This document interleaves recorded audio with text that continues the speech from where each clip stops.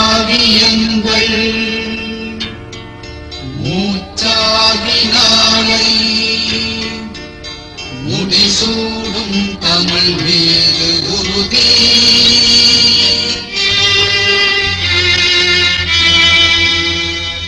வழிகாட்டி உண்மை உருவாக்கும் தலைவன் வரலாறு மீதிலும் உறுதி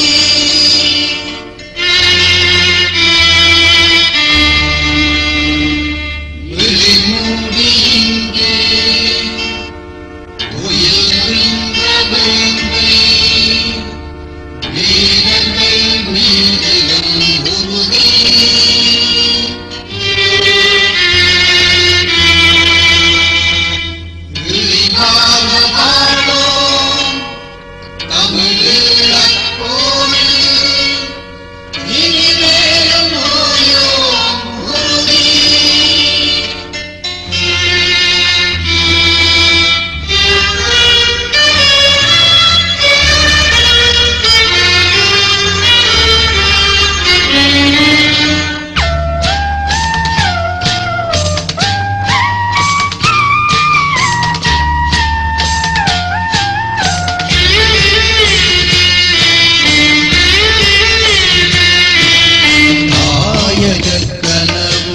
சாவினை தழுவிய சந்தன பிழைகளே தாயக கனவுடன் சாவினை தழுவிய சந்தன பிழைகளே இங்கு கூவிடும் மங்கள் முதல் மொழி கேட்புதா ஒளியினுள் வாழ்பவரே இங்கு கூவிடும் மங்கள் முதல் மொழி கேட்புதா ஒளியினுள் வாழ்பவரே தாயக கனவுடன் சாவினை தழுவிய சந்தன பிழைகளே உங்களை பெற்றவர் உங்களின் தோழிகள் உறவினர் வந்துள்ளோம் உங்களை பெற்றவர் உங்களின் தோழிகள் உறவினர் வந்துள்ளோம் அன்று சங்கடம் மீதிலே உங்களோடாடிய தோழர்கள் வந்துள்ளோம் அன்று சங்கடம் மீதிலே உங்களோடாடிய தோழர்கள் வந்துள்ளோம் எங்கே எங்கே ஒரு தரம் விழிகளை இங்கே திறவுங்கள் எங்கே எங்கே ஒரு தரம் விழிகளை இங்கே திறவுங்கள் ஒரு தரம் உங்களின் இரவுடன் காட்டியே மறுபடி உறங்குங்கள். அருமை நண்பர்களே, தோழர்களே, தமிழீழ விடுதலைக்காக தங்கள் இன்னுயிரை ஈன்ற விடுதலை புலிகள் மற்றும் தமிழீழ மக்கள் தமிழீழ விடுதலைக்காக தமிழகத்தில் தன்னுடைய இன்னுயிரை ஈன்ற தோழர்கள் அனைவருடைய தியாகத்தையும் நினைவு கூறுகின்ற வகையில் இன்றைக்கு மாவீரர் நினைவேந்தல் நிகழ்வு இங்கு தந்தை பெரியார் திராவிட சார்பிலும் மற்றும் தமிழீழ உணர்வார்கள் சார்பிலும் நடைபெறுகிறது. மாவீரர் தினம் என்பது 1974ஆம் ஆண்டு யாழ்ப்பாணத்தில் உலகத் தமிழ் ஆராய்ச்சி மாநாடு யாழ் பல்கலைக்கழகத்திலே நடைபெற்ற அந்த உலகத் தமிழ் ஆராய்ச்சி மாநாட்டிற்கு அந்த மாநாட்டை ஏற்பாடு செய்தவர்களே எதிர்பாராத அளவிற்கு பல்லாயிரக்கணக்கான தமிழர்கள் அங்கே திரண்டு விட்டார்கள். மாநாட்டினை அரங்கத்திற்குள்ளே நடத்துவதற்கு வாய்ப்பில்லை. அரங்கத்திற்கு வெளியே பொதுவெளியிலே தான் நடத்த வேண்டிய ஒரு சூழல். அப்போது அன்றைய யாழ்ப்பாண மாநகராட்சியினுடைய மேயராக இருந்தவர் ஆல்ஃபர்ட் துரையப்பா என்பவர். ஆல்ஃபர்ட் துரையப்பாவை மாநாட்டினுடைய ஏற்பாட்டாளர்கள் அணுகி திறந்த வெளியிலே இம்மாநாட்டினை நடத்தி கொள்வதற்கு ஒப்புதல் வழங்க வேண்டும், அதற்கான ஏற்பாடு செய்து கொடுங்கள் என்று கேட்ட நேரத்தில் ஆல்ஃபர்ட் துரையப்பா மறுத்துவிடுகிறார். மாநாட்டினை பல்கலைக்கழக அரங்கத்திற்குள் மிக சிரமப்பட்டு அவர்கள் நடத்த ஆரம்பிக்கிறார்கள். உலகமெங்கும் வந்திருக்கக்கூடிய தமிழ் அறிஞர்கள் உரையாற்ற இருக்கிறார்கள். முதல் நிகழ்வு துவங்குகிற நேரத்தில்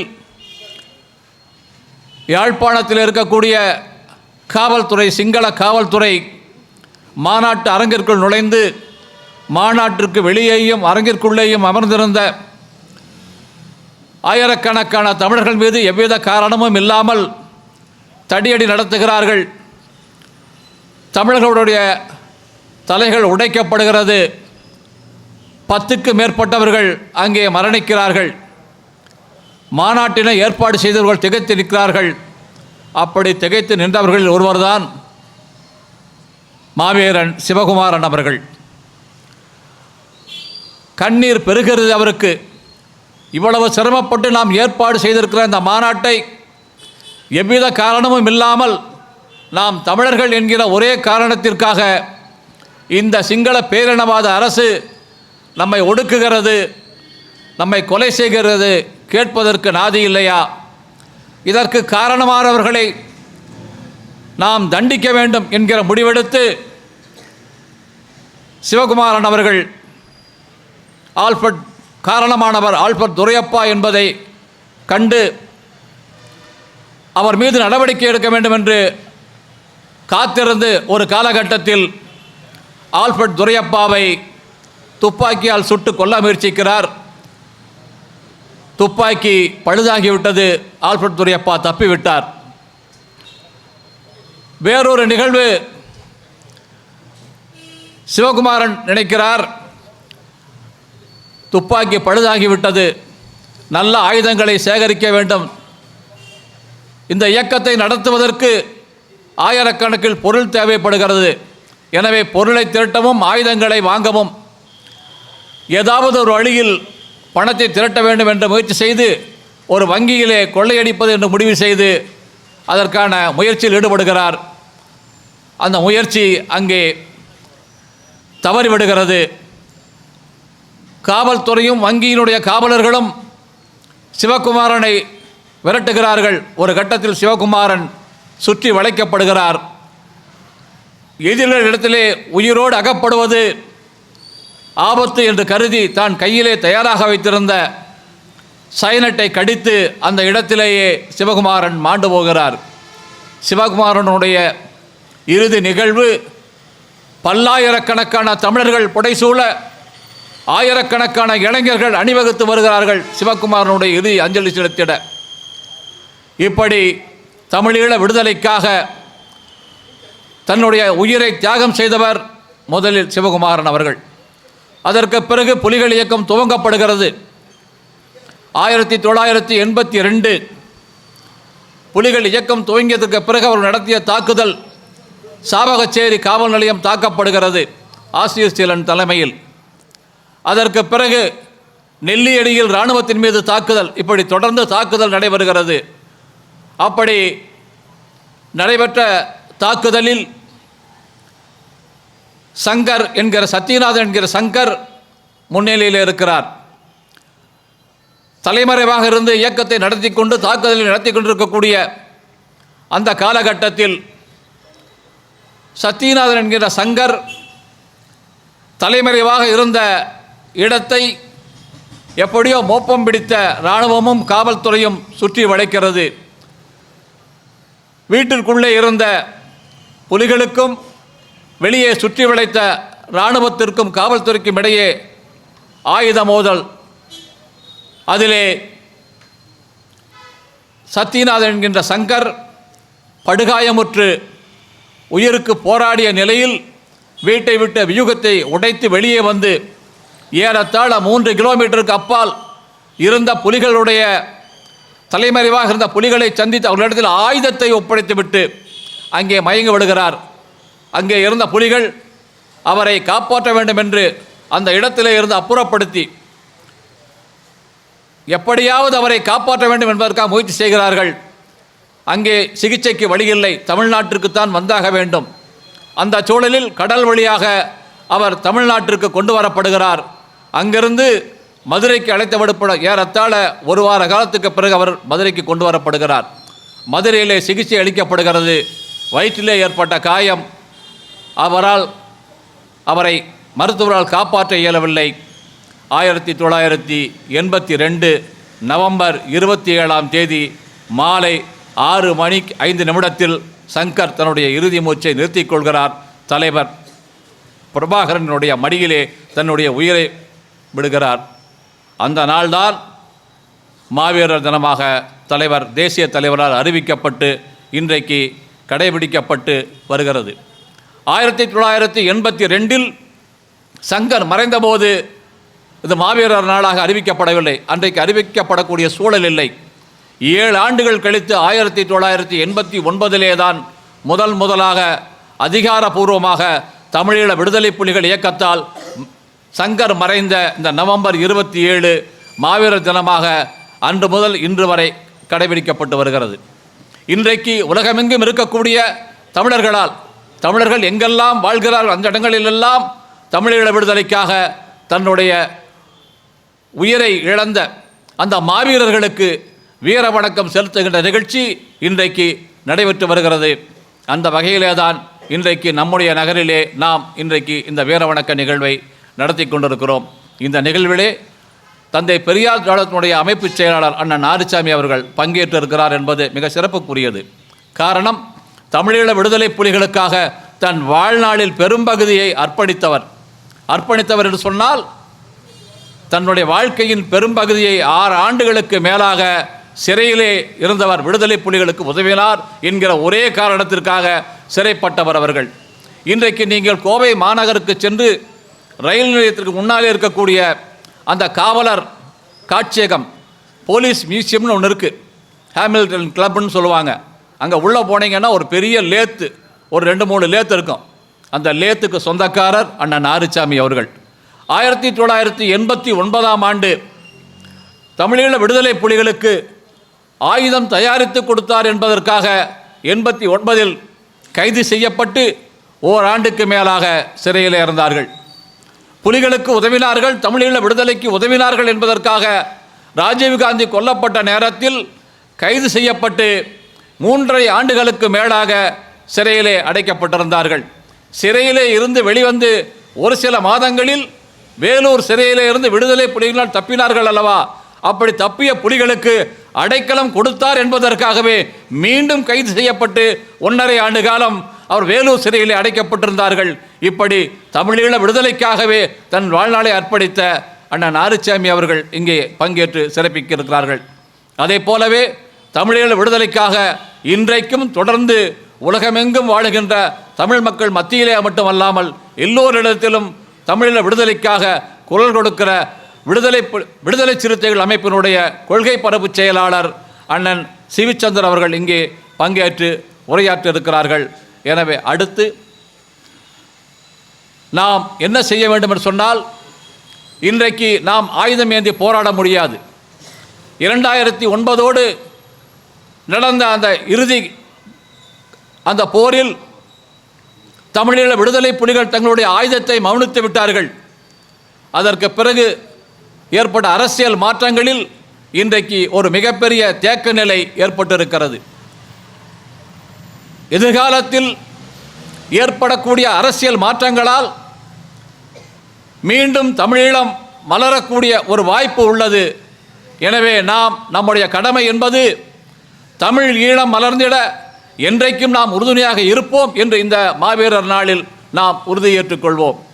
அதே போலவே இலங்கை தீவில் தமிழீழ மண்ணில் நடைபெற்ற அந்த அராஜகத்திற்கு, அந்த கொடுமைக்கு, அந்த கொலைக்கு காரணமான போர் குற்றவாளிகள் ராஜபக்சே உள்ளிட்ட அந்த இராணுவ சிங்கள காடையர்கள் சர்வதேச நீதிமன்றத்தில் நிறுத்தப்பட்டு அவர்கள் தண்டிக்கப்பட வேண்டும் என்பதற்காக நாம் தொடர்ந்து குரல் கொடுக்க வேண்டியவர்களாக இருக்கிறோம். எனவே தமிழீழம் மறந்திட என்றைக்கும் நாம் அதற்காக உறுதுணையாக இருப்போம். தங்களுடைய உயிரை விடுதலைக்காக கொடுத்த அந்த மாவீரர்களுடைய கனவை நிறைவேற்றுவது நம்முடைய கடமை என்ற வகையில் தமிழீழம் மலர்ந்திட உறுதியேற்போம் என்று கூறி விடைபெறுகிறேன். நன்றி, வணக்கம். சுதந்திர தமிழீழத்துக்காக தங்கள் இன்னுயிரை ஏகம் செய்த நம் இதயமெல்லாம் நிறைந்திருக்கின்ற மாவீரர்களுக்கு வீரவணக்கம் செலுத்துகின்ற மாவீரர் நாள் நிகழ்ச்சியினுடைய தலைமை தாங்கி நடத்தி கொண்டிருக்கின்ற தந்தை பெரியார் திராவிடர் கழகத்தினுடைய பொள்ளாச்சி நகர செயலாளர் அண்ணன் பல அசோக் அவர்களே, இந்த நிகழ்ச்சியிலே கலந்து கொண்டு மாவீரர்களுடைய வரலாற்றை ஒரு சுருக்கமான முறையில் உங்கள் மத்தியில் எடுத்துரைத்திருக்கின்ற தந்தை பெரியார் திராவிடர் கழகத்தினுடைய வெளியீட்டு செயலாளர் அண்ணன் மனோகரன் அவர்களே, தந்தை பெரியார் திராவிடர் கழகத்தினுடைய அமைப்பு செயலாளரும் தமிழீழ விடுதலை போராட்டத்தில் விடுதலை புலிகளுக்கு தோன்றா துணையாக இந்த பகுதியில் உதவிகரமாக இருந்த அண்ணன் ஆறுசாமி அவர்களே, விடுதலை சிறுத்தைகள் கட்சியினுடைய மண்டல இணைச் செயலாளர் அன்பு சகோதரர் பிரபு அவர்களே, மற்றும் இந்த நிகழ்விலே கலந்திருக்கின்ற தமிழ் இன உணர்வாளர்களே, தந்தை பெரியார் திராவிடர் கழகத்தினுடைய தோழர்களே, அனைவருக்கும் நான் சார்ந்த திராவிட முன்னேற்றக் கழகத்தின் சார்பில் முதல்கண் நன்றியை தெரிவித்துக் கொண்டு, தமிழருக்கென்று ஒரு வீரம் இருக்கின்றது, தமிழர்களுடைய பாரம்பரியமான வீரம் அது இது என்றெல்லாம் வரலாற்றில் சில பேர் சொன்னதை கேட்டிருக்கின்றோம், புறநானூற்றில் படித்திருக்கின்றார்கள், படித்ததை சொன்னதை கேட்டிருக்கின்றோம். தமிழனுக்கென்றால் ஒரு வீரம் இருக்கிறது என்றால் அதை நிரூபித்து காட்டிய நிகழ்கால ஒரு போராளி நம்முடைய தலைவர், தமிழீழ தலைவர் பிரபாகரன் அவர்கள். அவருக்கு பின்னால் இருந்த விடுதலை புலிகள் இயக்கம் மட்டும்தான். சுதந்திரம் பெற்ற 75 ஆண்டுகள் நிறைவேற்ற இந்தியாவில் 57 ஆண்டுகளுக்கு பிறகுதான் நீர்மூழ்கி கப்பலை வாங்கியது. ஆனால் எந்த விதமான வசதி வாய்ப்பு இல்லாமலேயே ஒரு இன விடுதலைக்காக முதலில் நீர்மூழ்கி கப்பலை அந்த கடலில் செலுத்தி தமிழனுடைய வரலாற்று அடையாளமாக நிகழ்த்தியது இந்த விடுதலை புலிகள் இயக்கங்கள் தான். இந்தியாவிலே பெண்களுக்கென்று காவல்துறை தான் இருந்தது. ஆனால் பெண்கள் புலிகளையும் இந்த மண்ணில் வீரஞ்செறிந்த வரலாற்றை உருவாக்கியவர்களும் அந்த விடுதலை புலிகள் இயக்கம்தான். ஒரு ஒழுக்கமான, ஒரு நேர்மையான, ஒரு நேர்த்தியான ஒரு கட்டமைப்பை உருவாக்கி இந்த தமிழீழ மக்களுக்காக தமிழீழம் மலர வேண்டும் என்கின்ற ஒரு லட்சிய தாகத்தோடு எதை பற்றியும் கவலைப்படாமல் ஒற்றை இலக்கு சுதந்திர தமிழீழம் என்கின்ற நோக்கங்களோடு போராடிய அந்த மாவீரர்களில் தான் தலை சிறந்த வீரர்கள். அவருடைய நினைவு நாளை, அவருடைய வீரத்தை, வரலாற்றை பேசக்கூடிய ஒரு நிகழ்வாக இது அமைந்திருக்கின்றது. வருஷத்தில் ஒரு முறை, ஒரே ஒரு நாள் தான், நவம்பர் 27 அன்று மட்டும்தான் நம்முடைய தமிழீழ தேசிய தலைவர் மேதகு பிரபாகரன் அவர்கள் ஒரே ஒரு நாள் தான் ஒளிப்பெருக்கிக்கு முன்னால் பேசுவார். அடுத்த மாவீரர் நாள் வருகின்ற வரையும் அந்த உரையை கேட்டுக்கொண்டு அந்த தமிழீழத்திலே போராடிய மக்களும் சரி, அந்த போராளிகளும் சரி, அந்த உரையை கேட்டுக்கொண்டு அடுத்த மாவீரர் நாள் வரைக்கும் சூளுரைத்து கொண்டு வாழ்ந்தார்கள். இங்கே தெருவாக இந்த தமிழ்நாட்டிலே பேசினாலும் இன்னும் அந்த மாதிரி ஒரு மாற்றம் இல்லை. அப்படிப்பட்ட தமிழீழ மக்களை ஒரு போராளிகளாக உரிமைக்காக போராடக்கூடிய ஒரு நல்ல ஒரு பண்போடு வளர்த்தியவர் நம்முடைய தேசிய தலைவர் அவர்கள்.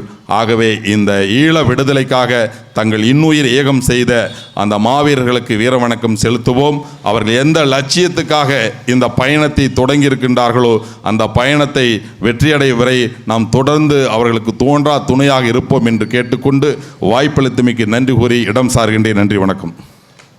தமிழீழ விடுதலைக்காக தன்னுயிரை இந்த வீரச்சாவடைந்த போராளிகளுக்கு நினைவு கூறும் வகையிலே இன்று நினைவேந்தல் நிகழ்வை நடத்தி கொண்டிருக்கின்ற தந்தை பெரியார் திராவிடர் கழகத்தினுடைய வெளியீட்டுச் செயலாளர் அண்ணன் மனோகரன் அவர்களே, இங்கு உரையாற்ற வருகை தந்திருக்கின்ற கழக அமைப்பு செயலாளர் பெருமதிப்புக்கும் மரியாதைக்குரிய அண்ணன் ஆறுசாமி அவர்களே, விடுதலை சிறுத்தைகள் கட்சியினுடைய கொள்கை பரப்பு செயலாளர் பெருமதிப்புக்கும் மரியாதைக்குரிய அண்ணன் சிபிச்சந்தர் அவர்களே, இங்கு திரளாக வருகை தந்திருக்கின்ற ஏனைய பொறுப்பாளர்களே, உங்கள் அனைவருக்கும் நான் சார்ந்த விடுதலை சிறுத்தைகள் கட்சியின் சார்பிலே பணிவார்ந்த வணக்கத்தை தெரிவித்துக் கொண்டு, தமிழீழம் தனி ஈழம் வேண்டும் என்று போராடிய எத்தனையோ தலைவர்களை பார்த்திருப்போம். ஆனால் உலக நாடுகள் அனைத்தும் ஒன்றிணைந்து தமிழீழத்துக்காக போராடிய தேசிய தலைவரை கொல்வதற்காக ஒரு பெரும் படையோடு அவர்களை எதிர்த்து நின்று தமிழக வரலாற்று படைத்த தலைவரை நாம் நினைவு கூறுகின்ற வகையிலே நாம் இன்று வீர மரணமடைந்தவர்களுக்கு நாம் வீர வணக்கம் செலுத்துகின்றோம். எத்தனையோ கொத்து கொத்தாக குண்டுகளை போட்டு தமிழீழ மக்களை கொன்று குவித்த படுபாவிகளை கைது செய்ய கோரியும் அவர்களை தூக்கிலிட கோரியும் நாம் பல வகையிலான போராட்டங்களை, அதாவது தமிழ்நாட்டிலே விடுதலை சிறுத்தைகள், தந்தை பெரியார் திராவிடர் கழகம் போன்ற பல வகையிலான போராட்டங்களை நாம் நடத்தி இருக்கின்றோம். நம்மளால் இயன்ற அளவு நாம் போராட்டங்களை கையில் எடுத்திருக்கின்றோம். தலைவர் அவர்கள் நாம் பார்த்ததில்லை, ஆனால் தலைவர் அவர்களோடு இருந்தார் என்று நம்ம அண்ணன் ஆறுசாமி அவர்களை கூறும்போது அவர் தலைவரோடு இருந்திருக்கிறார் என்பதை நினைக்கும் போது மிகவும் பெருமையாக இருக்கின்றது. அவர் வாழ்ந்த காலத்திலே நாம் அவர்களோடு இணக்கமாக இருக்கின்றோம் என்பதை நினைக்கும் போது மிகவும் பெருமையாக இருக்கின்றது. இந்த நேரத்திலே தமிழீழ விடுதலைக்காக தன் உயர்ந்த போராளிகளுக்கு விடுதலை சிறுத்தைகள் கட்சியின் சார்பில் செம்மார்ந்த வீர வணக்கத்தை செலுத்தி விடைபெறுகிறேன். நன்றி. மாவீரர் நாள் நிகழ்ச்சியினுடைய தலைவர் அசோக் அவர்களே, இங்கே எனக்கு முன்னால் உரையாற்றி அமர்ந்திருக்கின்ற வெளியீட்டுச் செயலாளர் அருமை சகோதரர் மனோகரன் அவர்களே, இங்கே சிறப்புரையாற்ற வருகின்றிருக்கின்ற விடுதலை சிறுத்தைகள் கட்சியினுடைய மாநில கொள்கை பரப்பு செயலாளர் சிபி சந்தர் அவர்களே, எனக்கு முன்னால் உரையாற்றி அமர்ந்த பிரபு அவர்களே, சரவணன் அவர்களே, அருமை தோழர்களே, எல்லா ஊரிலும் விடுதலை புலிகளுக்காக மாவீரர் நாள் நிகழ்ச்சியை நடத்தினாலும் அது கோதைக்கு ஒரு தனி மகத்துவம் உண்டு. காரணம், 300 விடுதலை புலிகளுக்கு கோவையில்தான் பயிற்சி கொடுத்தோம். தலைவர் பிரபாகரன் அவர்கள் அந்த 300 பேருக்கும் பெயர் வைப்பதற்காக, அவங்க ஊர்லெல்லாம் ஒவ்வொரு பேர் இருந்திருக்கும், ஆனால் இயக்கத்துக்கு வந்தவர்கள் அந்த பேரெல்லாம் மாறிடும். நீ யாழ்ப்பாணத்திலேயே நீ இருந்தாலும், வல்வெட்டித்துறையிலேயே இருந்தாலும், ஆனால் உனக்கு பேர் இந்த பேர் தான் அப்படின்னு மாற்றி வைக்கிறதுக்காக தலைவர் பிரபாகரன் அவர்கள் கோவையிலே 15 நாட்கள் இருந்தார்கள். இன்றைக்கி யாரோ பிரபாகரன் கூட 1 நிமிஷம் 2 நிமிஷம் ஃபோட்டோ எடுத்தவங்கெல்லாம் இன்றைக்கி பேசிகிட்டு இருக்காங்க. ஆனால் 15 நாட்கள் அவரோடையே இருந்து, அவரோடைய உறங்கி, அவரோடைய உண்டு, அவரோடைய ஊர் சுற்றி கொண்டிருந்தார் நமது தோழர்கள். நான் ஒருவன். அவருடைய பழக்க வழக்கங்களை நன்கு அறிந்தவர். ஒரு முறை ஜெர்மனியிலே இருந்து குமரப்பா என்ற அந்த புலி இறந்து விட்டார். வந்தார். அவர் ராமகிருஷ்ணன் தோட்டத்தில் நீச்சல் அடிக்கணும் அப்படின்னு சொல்லி 2 பேர்த்துக்கும், பிரபாகரன் அவர்களுக்கும் குமரப்பா அவர்களுக்கும் போட்டி, யார் தண்ணிக்குள்ளே ரொம்ப நேரம் இருக்கிறாங்க அப்படின்னு சொல்லி. பிரபாகரன் அவர்கள் அதில் வெற்றி பெற்றார். தோழர்களே, நான் வந்து விபி இண்டஸ்ட்ரீஸ்னு ஒன்று ஒர்க் ஷாப் ஒன்று ஆவரம்பாளையத்தில் வச்சுருந்தேன். அப்போ இவர் பொன்னம்மான் தான் வந்தார் முதல் கோயம்புத்தூருக்கு வந்து, ஆனால் இது மாதிரி எங்களுக்கு வந்து வெடிகுண்டுகள் வேணும், அதை உங்களால் தயாரித்து கொடுக்க முடியுமா அப்படின்னாரு. ஓ, தாராளமாக செய்யலாங்க, இங்கே வந்து நிறைய ஒர்க் ஷாப் இருக்குது, ஏன் நம்ம ஒர்க் ஷாப்லேயே செய்யலாம் அப்படின்னு சொன்னேன். அதன் பிறகு தலைவர் பிரபாகரன் அவருடைய அனுமதியை பெற்று டைகாஸ்ட் பெரிய டை செஞ்சு, ஆனால் கொஞ்சம் கொஞ்சமாக செஞ்சால் எங்களுக்கு போராட்டத்துக்கு பத்தாது, டைகாஸ்ட் டை செஞ்சு கொடுத்தீங்கன்னா வேகமாக ப்ரொடக்ஷன் பண்ணிடலாம் அப்படின்னு சொன்னார். அதற்காக கோவையில் 6 லட்சம் ரூபாய் கொடுத்து ஒரு டையை செய்து ஒரு பெரிய ஒர்க் ஷாப் கோயம்புத்தூரில், அது பேர் சொல்ல விரும்பலை, அந்த ஒர்க் ஷாப்பில் போய் இது மாதிரி விடுதலை புலிகளுக்கு உதவணும்னு நீங்கள் சொல்லி கேட்டதுக்கு கண்டிப்பாக உதவுறோன்னு சொல்லி அந்த ஒர்க் ஷாப்காரர் எங்களுக்கு செஞ்சு கொடுத்தாரு. அவர்களெல்லாம் உதவியதால் தான் ஆயிரக்கணக்காக லட்சக்கணக்கான வெடிகுண்டுகளை இங்கிருந்து நாம் ஈழத்தில் அந்த புலிகளுக்காக உதவி செய்தோம். அதே மாதிரி கோயம்புத்தூரில் இருக்கும்போதே நீங்கள்லாம் வந்து ஏன் எங்களுக்கு உதவி செய்கிறீங்க, உங்களுக்கு என்ன அப்படி ஒரு ஆசை எங்கள் மேலே அப்படின்னு சொல்லி கேட்டபோது, எங்கள் தமிழர் உதவி கஷ்டப்பட்டாலும் அந்த தமிழர்களுக்கு உதவி வேண்டியது எங்கள் கடமை, அதுக்காக தான் நாங்கள் செய்கிறோம் அப்படின்னு சொல்லி அவர்களுக்கு உதவி செய்தோம். ஆனால் நீங்களெல்லாம் கடவுள் இல்லை என்று சொல்கிறவங்க, ஆனாலும் நீங்கள் வந்து எங்களுக்கு ஏன் உதவி செய்கிறீங்க அப்படின்னு கேட்டாங்க. அந்த தோழர்களுக்கு நாங்கள் வந்து கடவுள் இல்லை என்று சொன்னாலும் தமிழனுக்கு என்று ஒரு நாடு வர வேண்டும் என்பதற்காக நாங்கள் உழைக்கிறோம், அதற்காக எங்கள் உயிரையும் தருவோம் என்று கூறி அவர்களுக்கு உதவி செய்தோம். அதிலே பண்பட்ட தோழர்கள் நிறைய பேர் யாழ்ப்பாணத்தில் அந்த போர்க்களத்திலே போனபோது அந்த தோழர்கள் இந்த கருத்துக்களை, கடவுள் மறுப்பு கருத்துக்களை போர்க்களத்தில் சொல்லியிருக்கின்றார்கள். அப்பொழுது பிரபாகரன் அவர்கள், யார் இதெல்லாம் எப்படி இங்கே வந்தது அப்படின்னு சொல்லி கேட்டபோது, நாங்கள்லாம் கோயம்புத்தூரில் பயிற்சி எடுத்தோம், ஆர்சாமியானந்தான் தான் சொன்னார் அப்படின்னு சொல்லியிருக்காரு. அப்போ பிரபாகரன் சொல்கிறாராமா, அவர் இங்கே கூட்டிகிட்டு வந்து 4-5 நிகழ்ச்சி போடணும், நம்ம தமிழீழத்தில் வந்து இன்னும் மூட நம்பிக்கைகள்லாம் அதிகமாக இருக்குது, அவர் கொண்டு வந்து மந்திரமா தந்திரிவாள் நிகழ்ச்சி நடத்த சொல்லணும் அப்படின்னு சொல்லி பிரபாகரன் நேரடியே சொல்லியிருக்கின்றார். அதே போன்று இந்த கோவையிலிருந்து முகாம் வேறு இடத்துக்கு போய்விட்டது. அந்த முகாமுக்கு நான் ஒரு முறை சென்றேன். அந்த புலிகளெல்லாம் கையில் வந்து கயிறு கட்டிகிட்டு இருந்தாங்க. நான் என்ன பண்ணால், கயிறெல்லாம் ஒரு நம்பிக்கைக்காக வச்சுருக்கிறேன். அந்த கயிறு அவங்க அம்மா அப்பா காதலி யாராவது கட்டி விட்டுருப்பாங்க. அந்த கயிறை நான் கத்தி வச்சு எல்லாத்தையும் அறுத்து விட்டுட்டேன். அப்போ பார்த்தா உடனே அவங்கெல்லாம் உயிரே போன மாதிரி ஐயோ ஐயோ அப்படின்னு கதறிட்டு இந்த பொன்னம்மான்கிட்ட போய் சொன்னாங்க. பொன்னம்மான் வந்து அப்போ போய் என்ன நடந்ததுன்னு கேட்டாங்க. இது மாதிரி ஆர்ச்சாமின்னு ஒருத்தர் கோயம்புத்தூர்லேருந்து வந்தார், அவர் என் கையில் இருக்கிற கயிறெல்லாம் அறுத்து விட்டுட்டாரு அப்படின்னு சொன்னேன். அப்படியா, அப்போ தலைவர்கிட்ட போய் சொல்கிறேன்னு சொல்லிவிட்டு பிரபாகரன்கிட்ட போய் சொன்னாங்க. அப்போ தளபதி சொன்னாராம்மா, ஆர்ச்சாமி செஞ்ச சரியாக தான் இருக்குது, நீ கண்டுக்காதீங்க அம்மான்னு விட்டுருங்க அப்படின்னு சொல்லிட்டாராம்மா. அதே மாதிரி ஒரு முறை நான் வந்து இந்திரா நகரில் வீட்டில் வந்து டிவி பார்த்துட்டு உட்காண்ட்ருந்தேன்.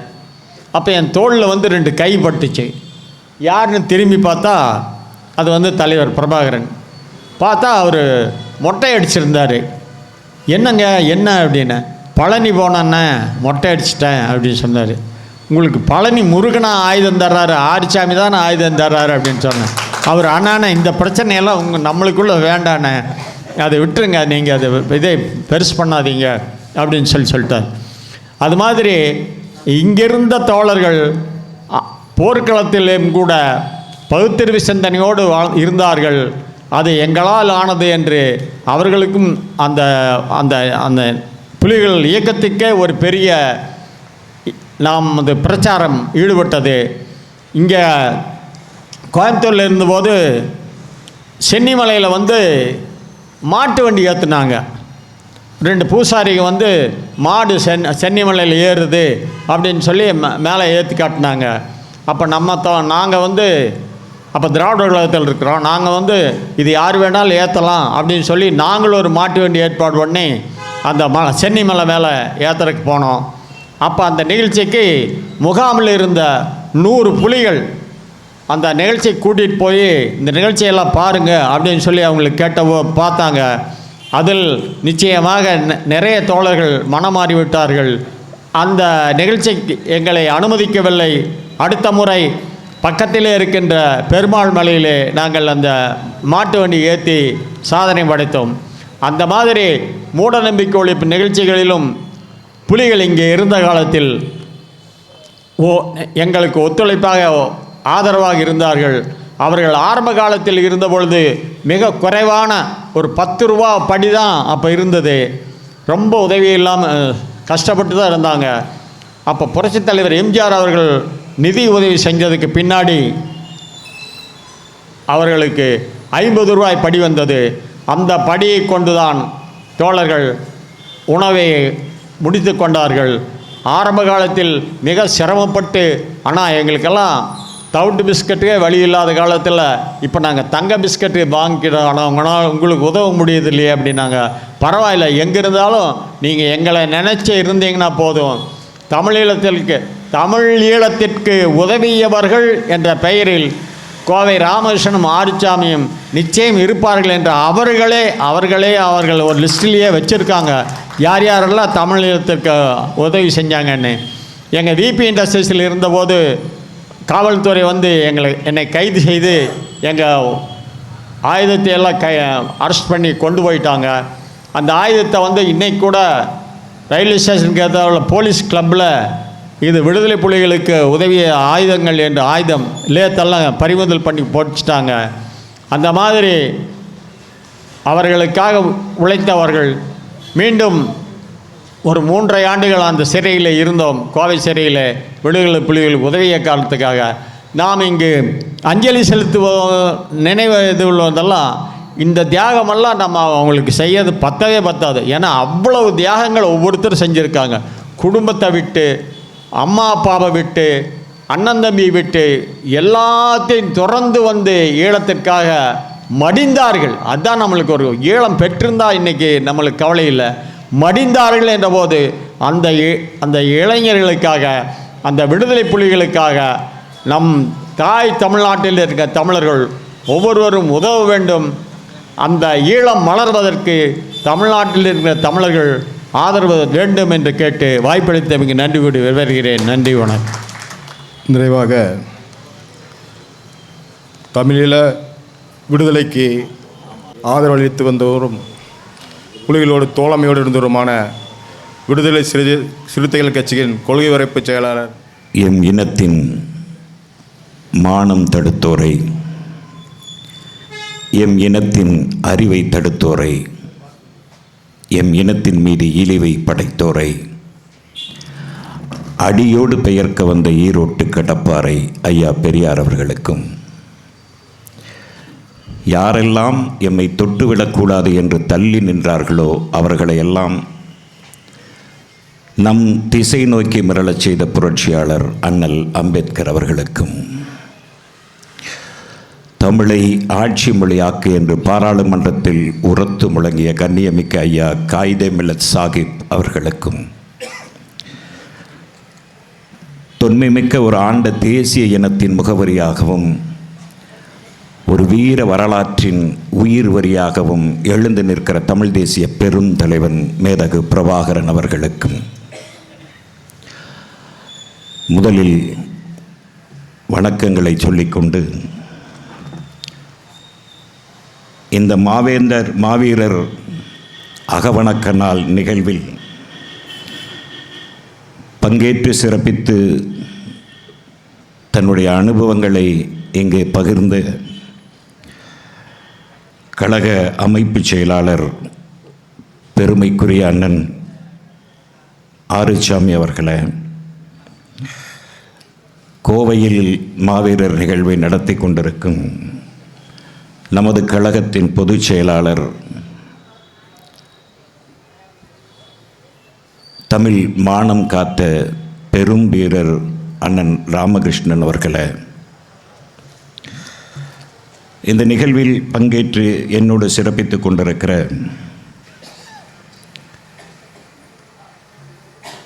விடுதலை சிறுத்தைகள் கட்சியின் மண்டல துணை செயலாளர் அருமை தம்பி பிரபு அவர்களே, பொள்ளாச்சி ரவி அவர்களே, சங்கர் அவர்களே, அன்சார் அவர்களே, கம்பர் அவர்களே, ஜான், சாதிக், முருகவேல், மதி அம்பேத்கர், வசந்த், சுரேஷ், ஹரிஸ், பால் நடராஜ், ஜான் பிரான்சிஸ், லியாகத் அலி, செல்லதுரை, இப்ராஹிம், சின்ராஜ், அஜித்,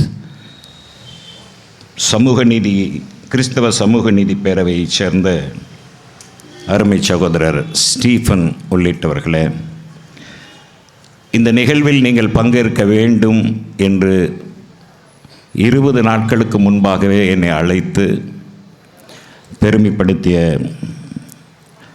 அருமை சகோதரர்களே, இந்த மாவீரர் அகவணக்க நிகழ்வில் பங்கேற்று சிறப்பித்துக் கொண்டிருக்கிற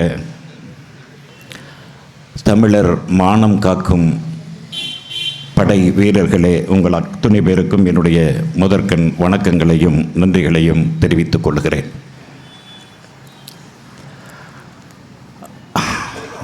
அண்ணன் ஆறுசாமி அவர்கள் தன்னுடைய அனுபவங்களை எல்லாம் கூறினார். என்றாவது ஒரு நாள் ஆறுசாமி அண்ணனோடு அமரும்போது ஒரு உண்மையை சொல்ல வேண்டும் என்பதற்காக பல ஆண்டுகள் காத்திருந்தேன். ஏறக்குறைய 35 ஆண்டுகள். இப்போதுதான் அண்ணனோடு அமரும் ஒரு நிகழ்வு எனக்கு கிடைத்திருக்கிறது. அண்ணன் மறந்த அல்லது அவருடைய கவனத்திற்கு செல்லாத ஒரு விஷயத்தை இப்போது பொள்ளாச்சி மண்ணில் சொல்லுகிறேன். அண்ணன் கொளத்தூர் மணி அண்ணன் அவர்களின் தோட்டத்தில் பயிற்சி நடந்து கொண்டிருந்த பொழுது அங்கே விக்டர் என்கிற ஒரு போராளி வந்திருந்தான். அவனுக்கு வயது 19. நான் அப்போது +2 படித்து கொண்டிருக்கிறேன். கால்பந்து விளையாடுவதற்காக நான் கொளத்தூர் செல்வேன். அப்போது என்னோடு நெருக்கமாக இருந்தவர் விக்டர். மிக அருமையாக விளையாடுவார். அவர் அடித்தால் பிடிக்கவே முடியாது, அவ்வளவு துடிப்பானவன். எண்ணி பார்க்கிறேன், 19 வயதில் அந்த தமிழீழ கனவுகளை சுமந்து கொண்டு அவன் வாயிலிருந்து வருகிற ஒவ்வொரு வார்த்தையும் தமிழீழம் என்றுதான் வரும். ஏறக்குறைய 43 நாள் அங்கே பயிற்சி பெற்றார். அதற்கு பின்பு அங்கிருந்து அவசர அழைப்பு வந்ததன் பேரில் விடைபெற்று சென்றார். அவர் விடைபெறும்போது என்னை கட்டி பிடித்து தம்பி என்று தான் அழைப்பார். நான் இப்போது ஒரு பெரும் பணிக்காக செல்லுகிறேன்.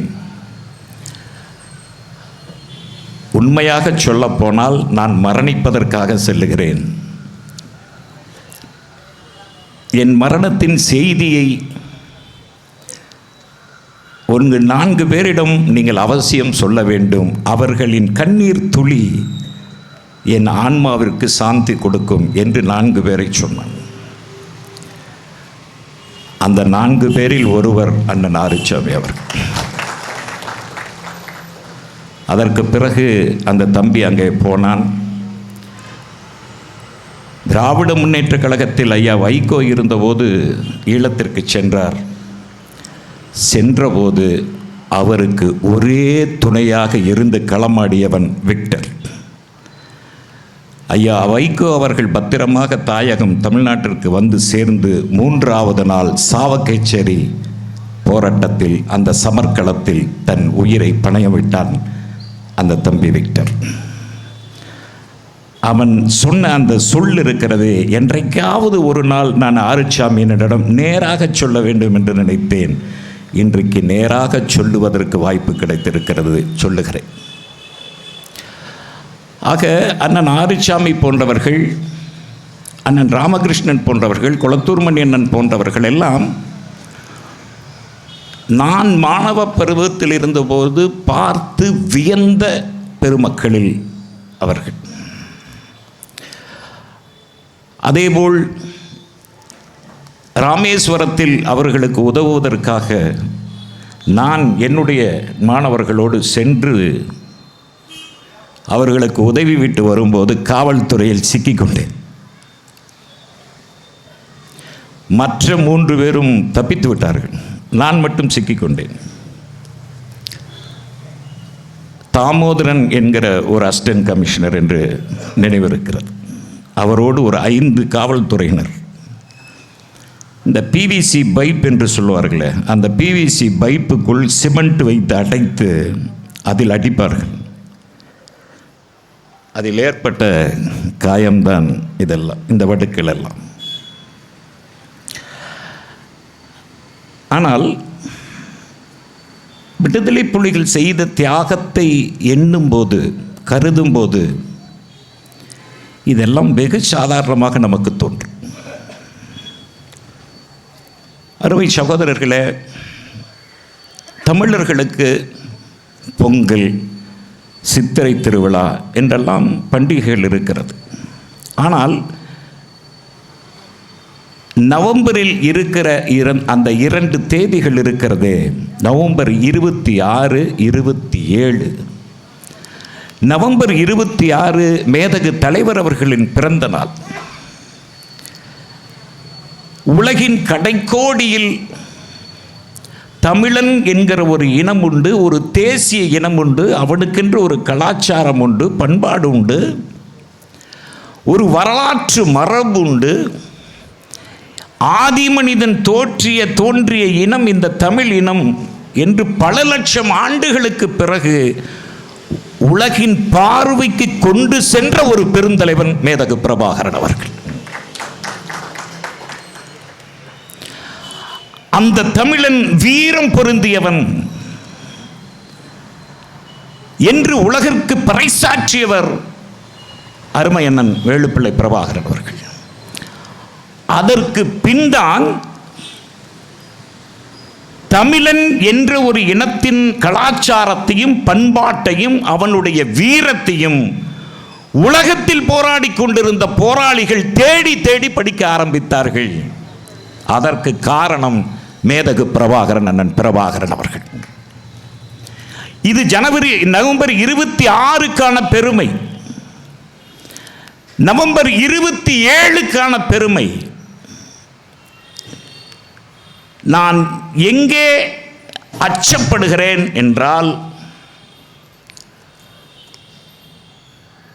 நேற்று நடந்த ஒரு விஷயத்தை சொல்லி அதிலிருந்து உரையை எடுத்துக்கொண்டால்தான் நாம் எந்த புள்ளியில் இப்போது நின்று கொண்டிருக்கிறோம் என்பது புரியும்.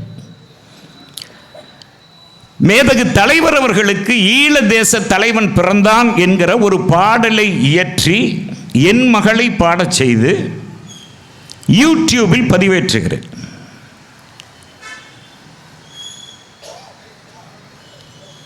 பதிவேற்றவே விடவில்லை. அந்த யூடியூப் பதிவேற்றி 2 நொடிக்குள் அதை டெலிகேட் பண்ணிவிட எடுத்து விட்டார்கள், டிலீட் பண்ணிவிட்டார்கள். காரணம் கேட்டேன், எதற்காக அந்த பாட்டை டிலீட் செய்தீர்கள்? சேகுவேராவை பற்றி நான் பாடல் இயற்றும் போது டிலீட் செய்யவில்லை. ஆபிரகாம் லிங்கனை பற்றி நான் பாடல் எழுதிய போது நீங்கள் டிலீட் செய்யவில்லை. மால்கம் எக்ஸை பற்றி நான் பாடல் எழுதிய போது நீங்கள் டிலீட் செய்யவில்லை.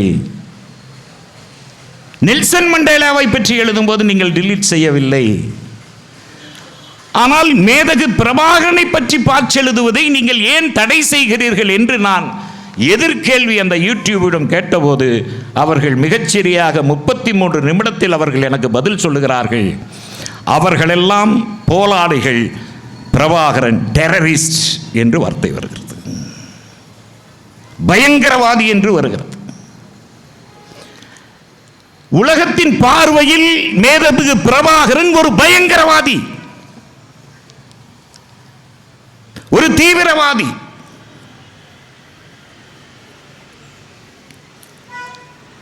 இன்றைக்கு இருக்கிற இளைய சமுதாயம் அப்படித்தான் மேதகு பிரபாகரனை உள்வாங்கி இருக்கிறது. புலம்பெயர்ந்து வாழுகிற ஈழ உறவுகள் இந்த அகநிகழ்வை கொண்டாடி கொண்டிருக்கிறார்கள், வீர வணக்கம் செலுத்திக் கொண்டிருக்கிறார்கள். அந்த வீர வணக்கம் செலுத்துகிற அந்த கூட்டத்தில் பார்த்த முகங்கள் தெரிகிறது, பழக்கப்பட்ட முகங்கள் தெரிகிறது, காயம்பட்ட போராளிகள் தெரிகிறார்கள். ஈழத்திலிருந்து புலம்பெயர்ந்த மக்கள் தெரிகிறார்கள். இளைய சமுதாயம் அங்கே இல்லை. ஈழத்தில் பிறந்தவர்களே அங்கே இல்லை. இன்றைக்கு ஈழத்தில் பிறந்து புலம்பெயர்ந்த இளையோர்கள் இந்த நிகழ்வை மறந்துவிட்டார், கேளிக்கைகளில் மூழ்கிவிட்டார். முள்ளிவாய்க்காலின் மௌனத்திற்கு பிறகு வருடாவரிடம் நாம் இந்த நிகழ்வை அகவணக்கத்தை செலுத்திக் கொண்டிருக்கிறோம். அந்த ஈழ வெப்பத்தை, தமிழீழ அந்த தாகத்தை அணையாமல் பாதுகாத்துக் கொண்டிருக்கிறோம். நாம் அணையாமல் பாதுகாக்கும் அந்த வெப்பத்தை இளைய தலைமுறைக்கு கடத்தி இருக்கிறோமா?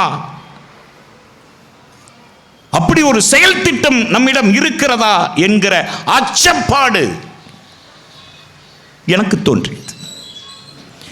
இன்றைக்கு ஆறுசாமி அண்ணன் வந்து அவருடைய அனுபவத்தை சொல்லுகிறார். புலாங்கிதம் அடைகிறோம்.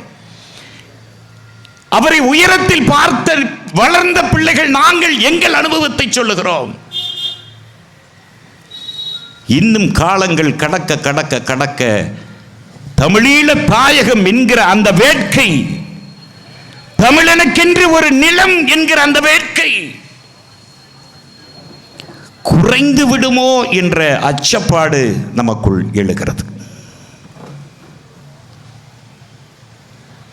அதை தனியாமல் பாதுகாப்பது எப்படி?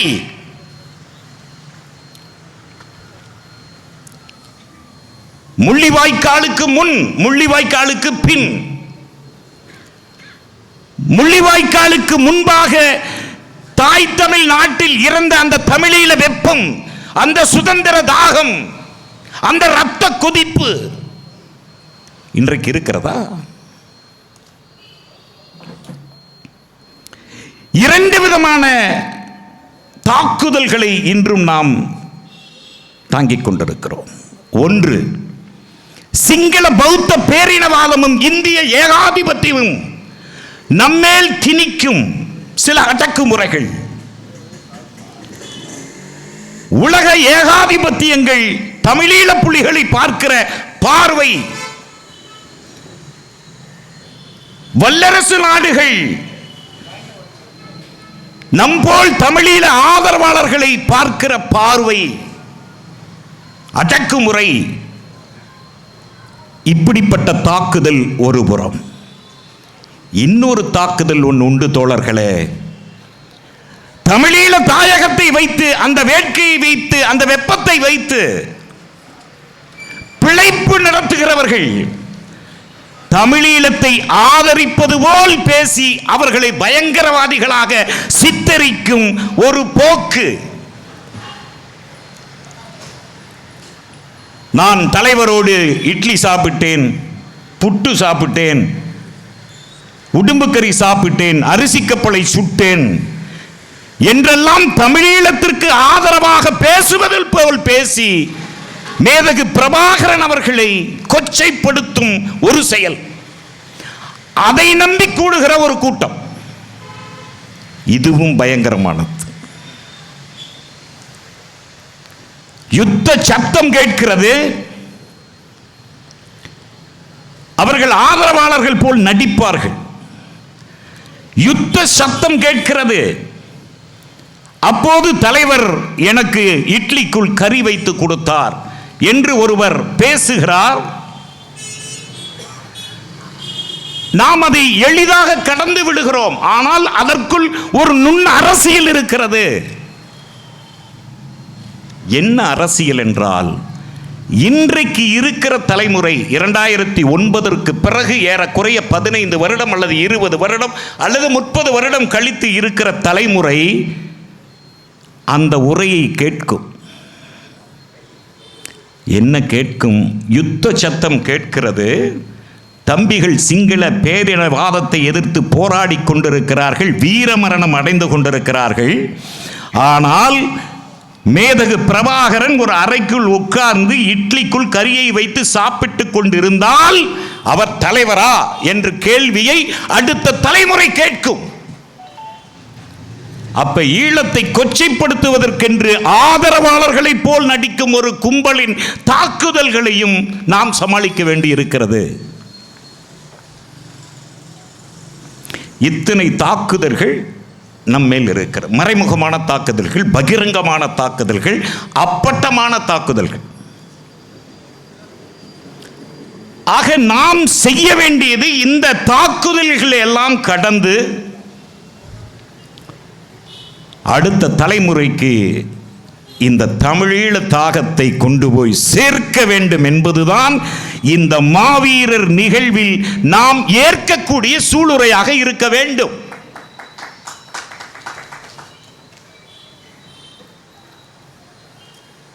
அண்ணனுடைய சிறை அனுபவங்கள், என்னுடைய சிறை அனுபவங்கள் இதெல்லாம் வேறு. ஆனால் இன்றைக்கு இருக்கிற உதாரணத்திற்கு என் பிள்ளை வைத்துக் கொள்ளுங்கள். என் பிள்ளை, நான் பெற்ற பிள்ளைக்கு தமிழீழத்தை பற்றி நான் என்ன சொல்லிக் கொடுத்திருக்கிறேன்? தமிழீழ அந்த அர்ப்பணிப்பான தியாகத்தை பற்றி நான் அவளுக்கு என்ன கற்றுக் கொடுத்திருக்கிறேன்?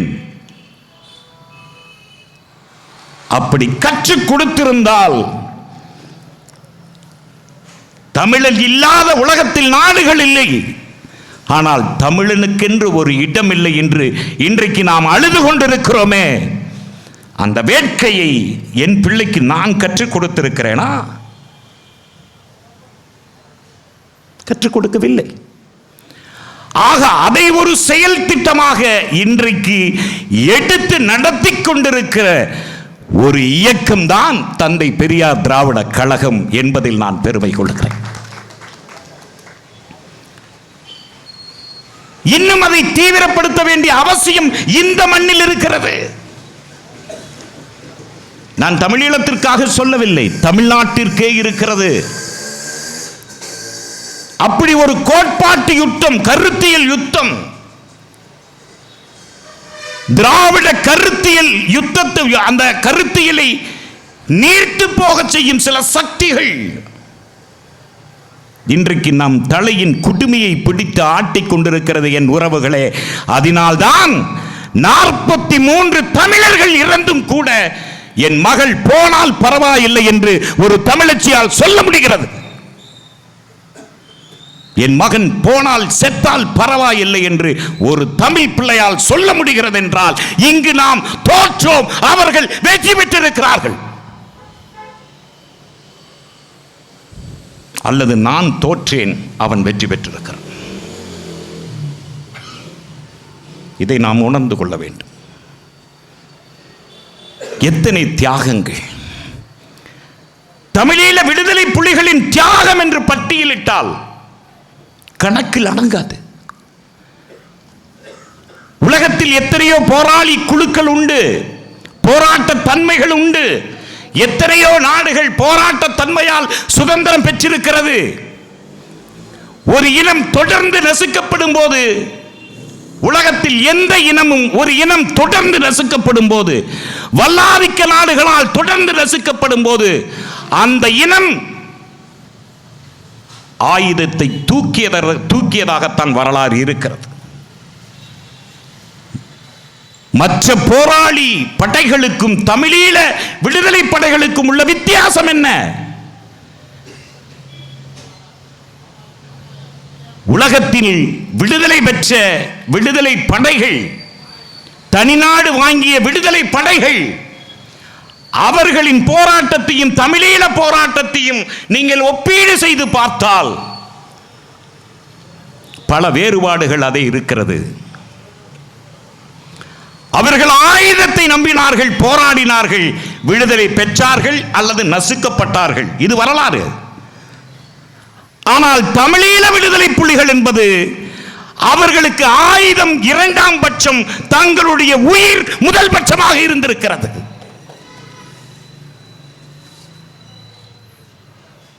மணலாற்று பகுதியில் சார்ல்ஸ் ஆண்டனி, மேதகு பிரபாகரன் அண்ணனுடைய பையன், மகன் சார்ல்ஸ் ஆண்டனி, அவருடைய மகனுக்கு பெயர் சார்ல்ஸ் ஆண்டனி. யார் அந்த சார்ல்ஸ் ஆண்டனி? சாவகச்சேரி அந்த சமர்களத்தில் சிங்கள வீரர்களுக்கும் நம் விடுதலை படைகளுக்கும் போர் நடக்கிறது. இரண்டு பக்கமும் உயிர் சேதம். சார்ல்ஸ் ஆண்டனி காலில் படுகாயமுடுகிறார். அவரோடு 12 விடுதலை புலிகள் இருக்கிறார்கள்.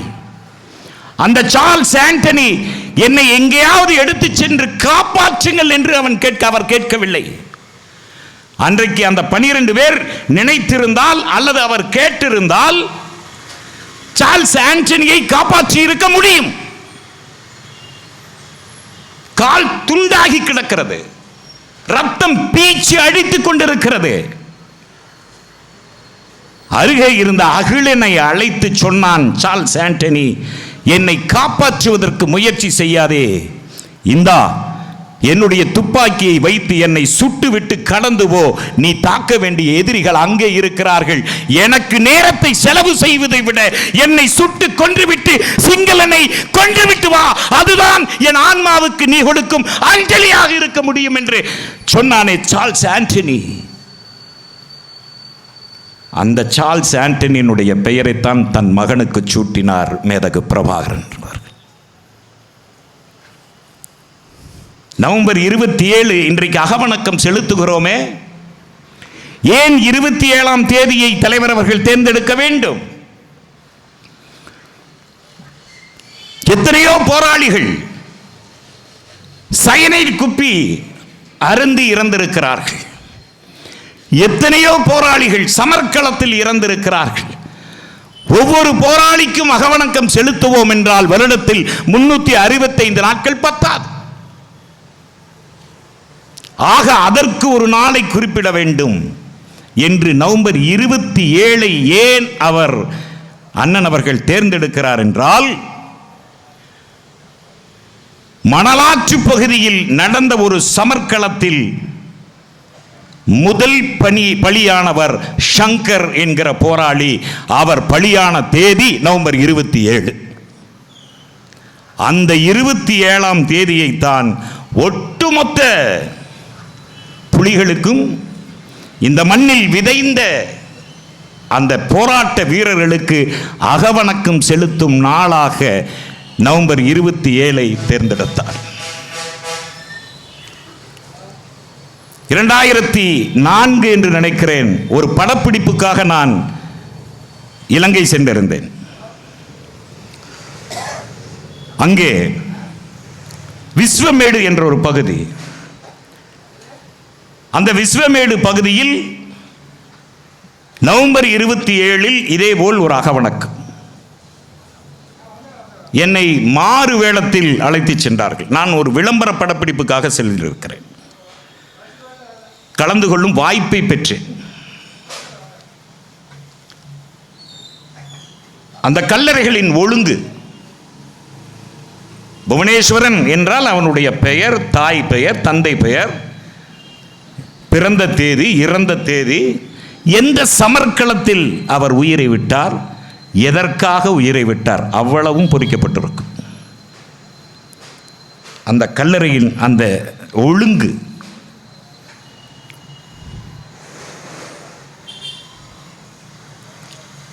அவரவர் உறவினர்கள் வந்து அந்த கல்லறையை கட்டி பிடித்து கண்ணீர் அஞ்சலி செலுத்தி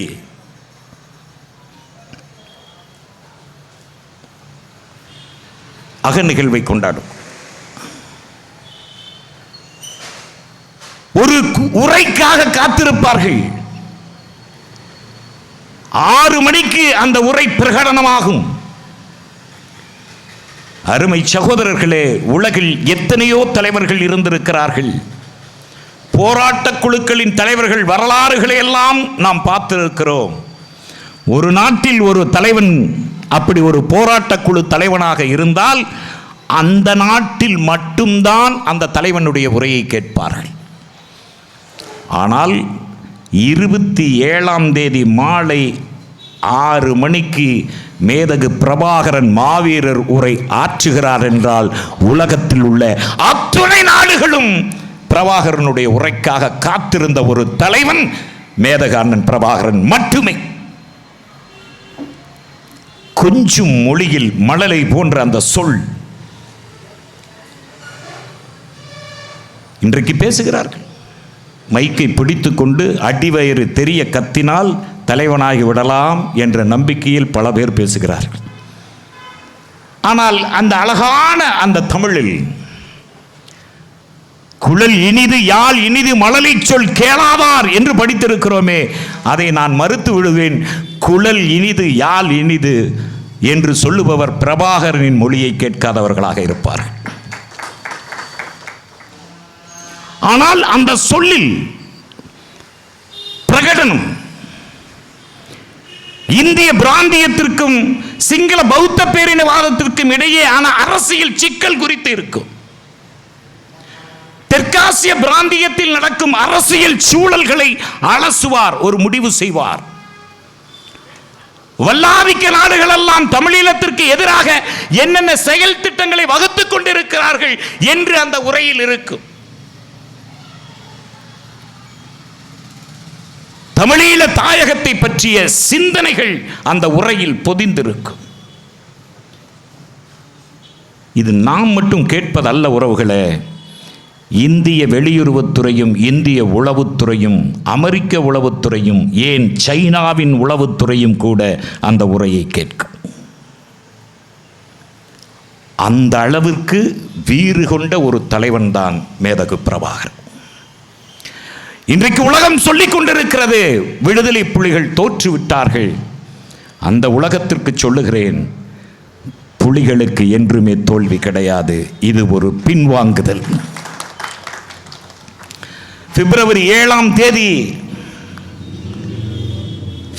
7ஆம் தேதி தலைவரை சந்திக்கிறார்கள் தளபதிகள்.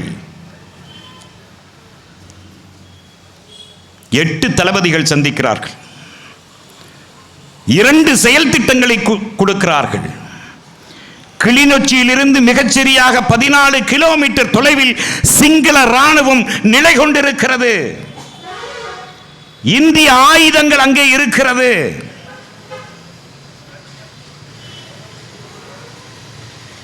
இன்னும் சில நாடுகள் அங்கே ஆயுதங்கள் கொடுத்திருக்கிறது.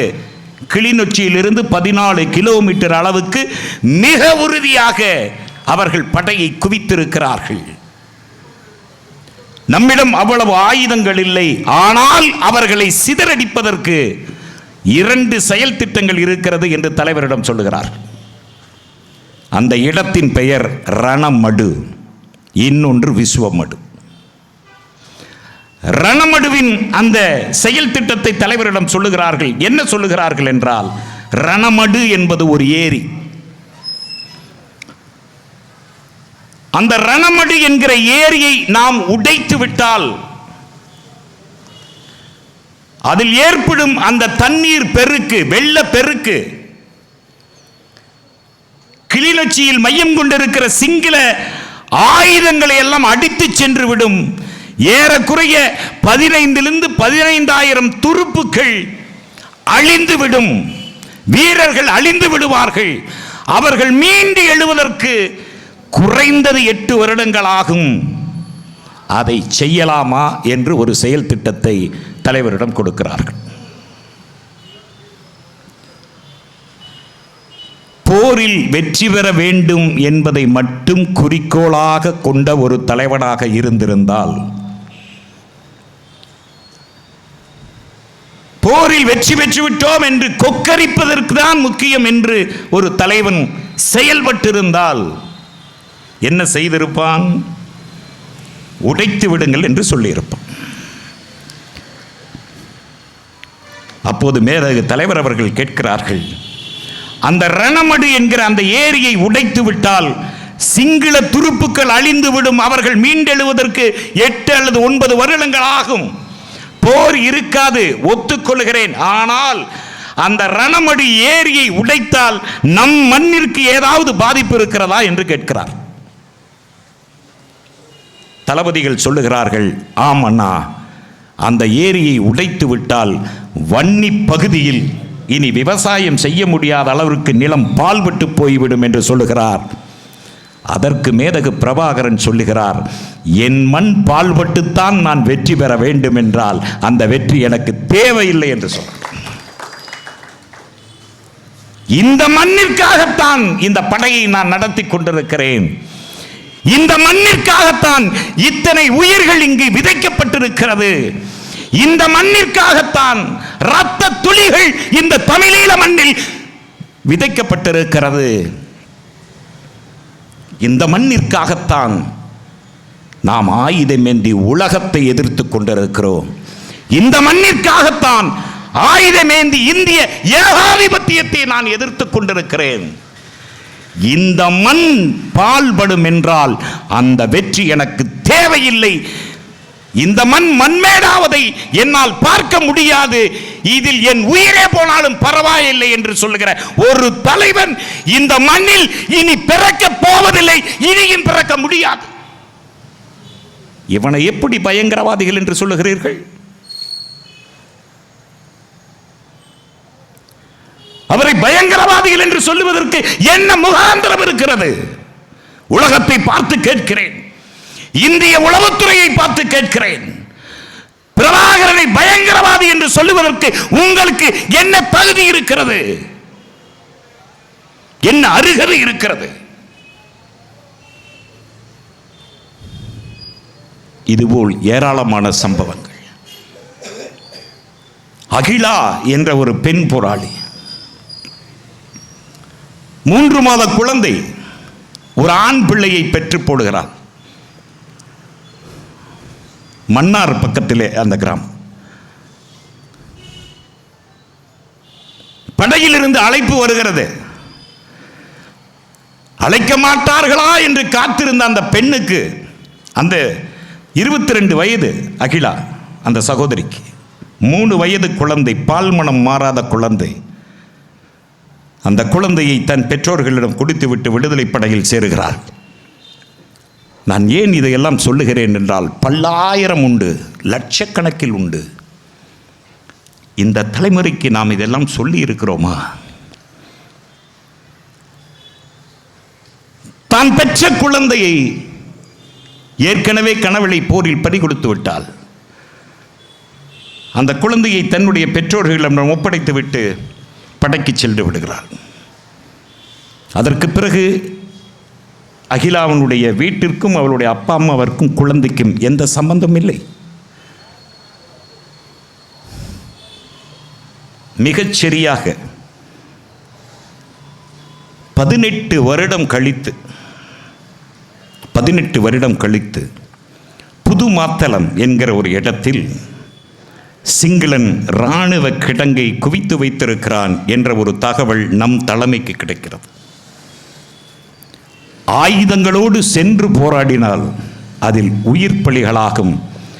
அந்த இராணுவ கிடங்கை தகர்ப்பதற்கு தற்கொலை படைதான் வேண்டும்.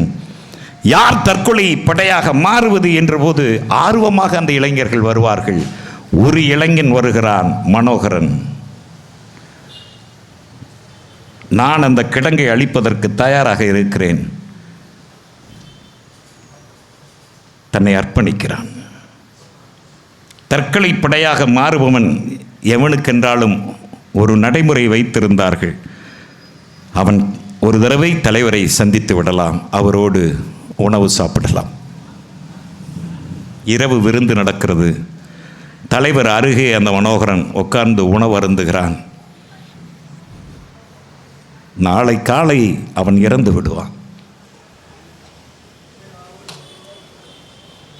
துணிச்சலோடு தலைவரை ஒரு முறை பார்த்தால் போதும், அவரின் சிரிப்பை ஒரு முறை பார்த்தால் போதும், அந்த கொஞ்ச மொழியை ஒரு தடவை கேட்டால் போதும், அந்த தீர்க்கமான பார்வையை ஒரு முறை பார்த்தால் போதும், அதுவே என் வாழ்க்கையின் பேரு என்று கருதிய அந்த 18 வயது மாணவன் தலைவரிடம் விடைபெற்று செல்லுகிறான் களத்திற்கு.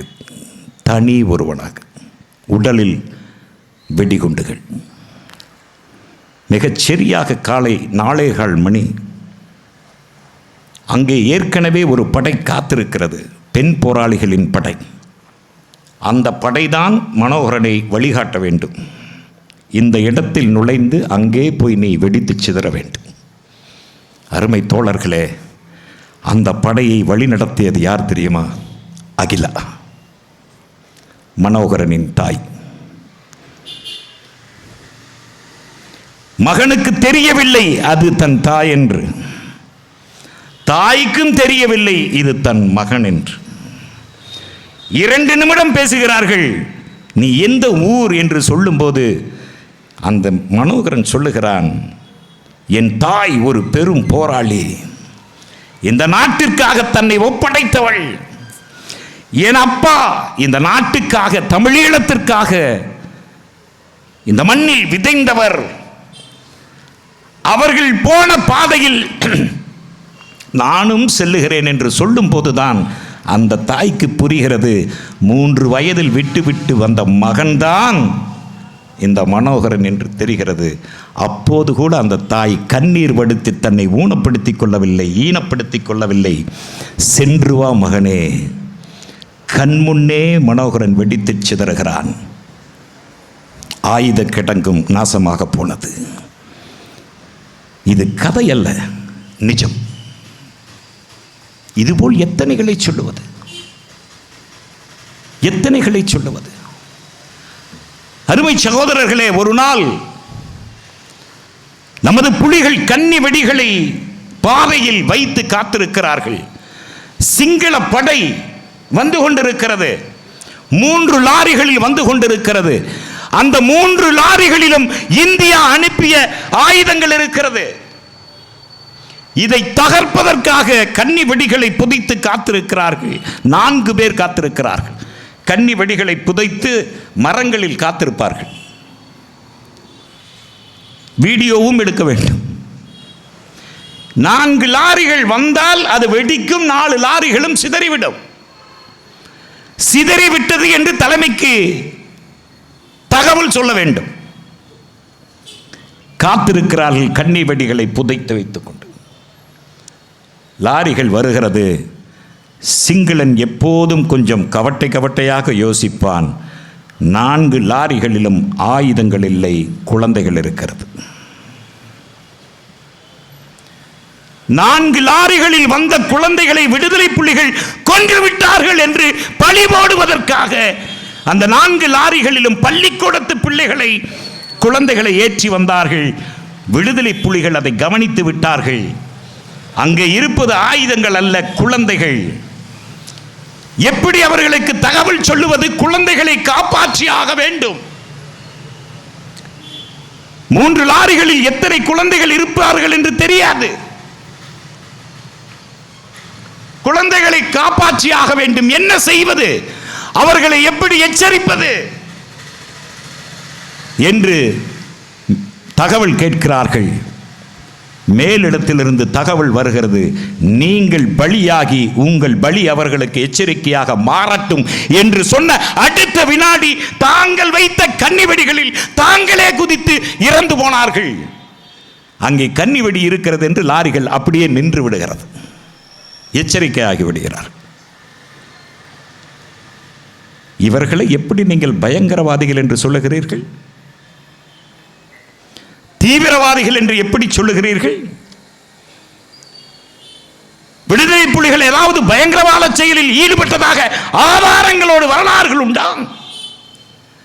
சதி செயலில் ஈடுபட்டார்கள் என்று ஆதாரங்களோடு, தரவுகளோடு இந்த உலகத்தை பார்த்து நாங்கள் கேட்கிறோம். சாட்சிகள் உண்டா? எதை வைத்து பிரபாகரனை பயங்கரவாதி என்கிறீர்கள்? எதை வைத்து விடுதலை புலிகளை தீவிரவாதிகள் என்கிறீர்கள்? அவர்களின் ஆதரவாளர்களை தேடி தேடி வழக்கு பதிவு செய்கிறீர்களே, ஏன்? இந்த மண்ணில் கேட்கிறேன். அருமை சகோதரர்களே, விடுதலை புலிகளை பொறுத்தவரை, தமிழீழ தாயகத்தின் விடுதலை பொறுத்தவரை இன்றைக்கு அது சற்றே பின்வாங்கி இருக்கலாமே தவிர, நம்மை போன்றவர்களின் உயிர் இருக்கும் வரை தமிழீழ தாயகம் என்ற அந்த வேட்கை தனியாது, தனிய விட மாட்டோம்.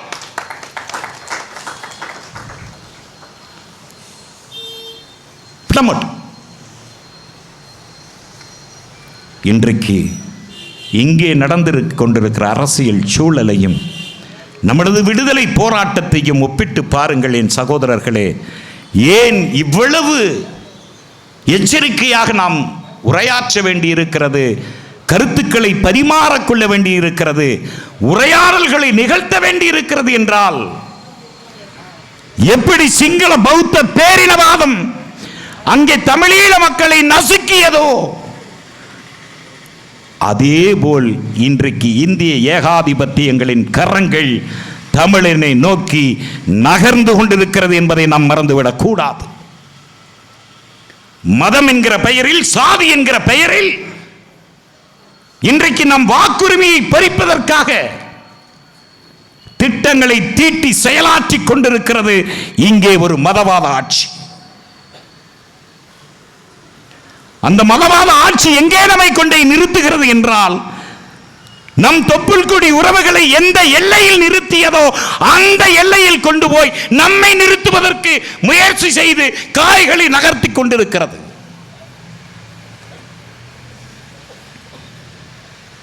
உனக்கு வாக்குரிமை பறிக்கப்பட்டால் இந்த மண்ணில் வாழுகிற ஒரு அகதி நீ. ஒரு நூலை பகிரங்கமாக வெளியிடுகிறார்கள். இந்த தேசம் இந்து ராஷ்டிரமாக அறிவிக்கப்படும், வர்ணாசிரமம் இங்கு சட்டமாக்கப்படும். அந்த வர்ணாசிரம சட்டங்களை ஏற்றுக்கொள்ளாதவர்கள் உரிமையற்ற மக்களாக இங்கே கருதப்படுவர். அவர்கள் இஸ்லாமியராக இருக்கலாம், இந்துக்களாக இருக்கலாம், கிறிஸ்தவர்களாக இருக்கலாம், பார்சிகளாக இருக்கலாம், சீக்கியர்களாக இருக்கலாம். நீங்கள் வர்ணாசிரம கட்டுப்பாடுகளை, சட்டங்களை ஏற்றுக்கொள்ளவில்லை என்றால் இந்தியாவில் உங்களுக்கான உரிமை மறுக்கப்படும். இந்த மண்ணில் நீங்கள் அகதிகளாக, ஏதிலிகளாக வாழ்வீர்கள் என்று பகிரங்கமாக இன்றைக்கு நூல் வெளியிடும் அளவிற்கு இந்தியா மதவாதிகளின் கையில் சிக்கிக் கொண்டிருக்கிறது என் உறவுகளே. மேதகு பிரபாகரன் அவர்களின் 35 ஆண்டு கால அந்த போராட்டம், அந்த போராட்டத்தில் மேதகு பிரபாகரன் அவர்கள் இந்து மதத்தை தூக்கி பிடித்திருந்தால் இதே இந்திய தேசம் பங்களாதேசுக்கு எப்படி சுதந்திரத்தை வாங்கி கொடுத்ததோ அதேபோல் சிங்கள ஏகாதிபத்தியத்தில் இருந்து தமிழீழத்தை பிரித்து வாங்கி கொடுத்திருக்கும் இந்திய ஏகாதிபத்தியம். ஆனால் பிரபாகரன் எந்த இடத்திலும் தன்னை இந்து என்று பறைசாற்றவில்லை, தன்னை இந்து என்று பிரகடனப்படுத்தவில்லை, தன்னை இந்து என்று சொல்லிக்கொண்டு இந்தியாவிடம் இறைஞ்சவில்லை.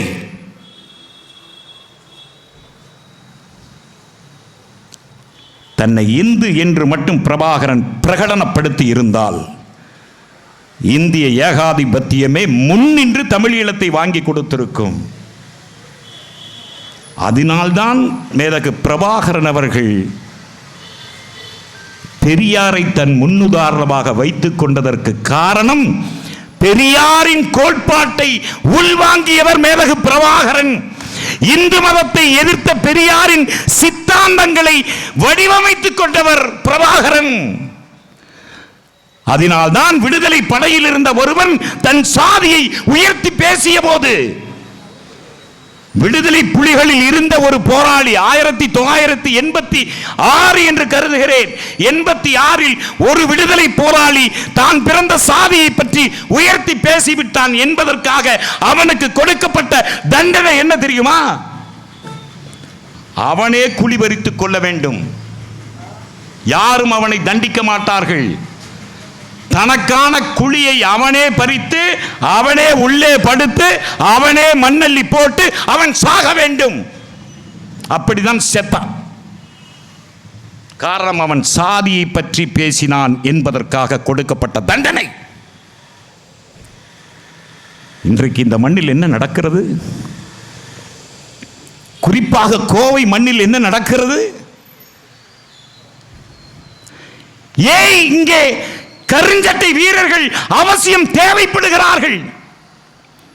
சிறுத்தைகள் இங்கே ஏன் தேவைப்படுகிறார்கள்? எந்த மாவட்டங்களிலும் இல்லாமல் இந்த மாவட்டங்களில் RSS எப்படி தலை தூக்கியது? யார் காரணம்? நாமா அவர்களா? இதுதான் இந்த நிகழ்வில் உங்கள் முன் நான் வைக்கிற கேள்வி.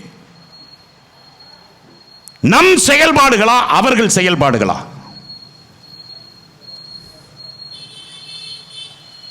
கொங்கு மண்ணை பிரிப்போம் என்று இன்றைக்கு ஆவேசமாக பேசுகிறார்களே, கொக்கரிக்கிறார்களே, எப்படி?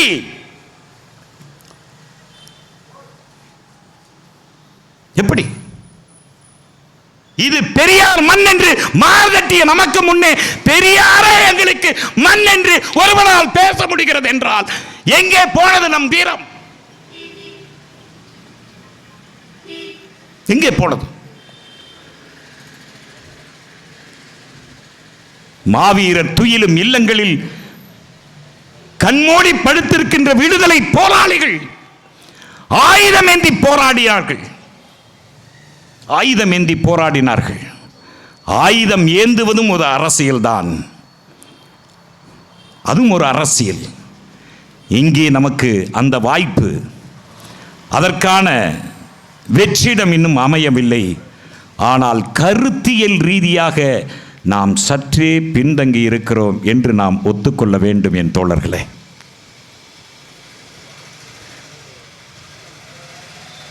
பேச முடியுமா?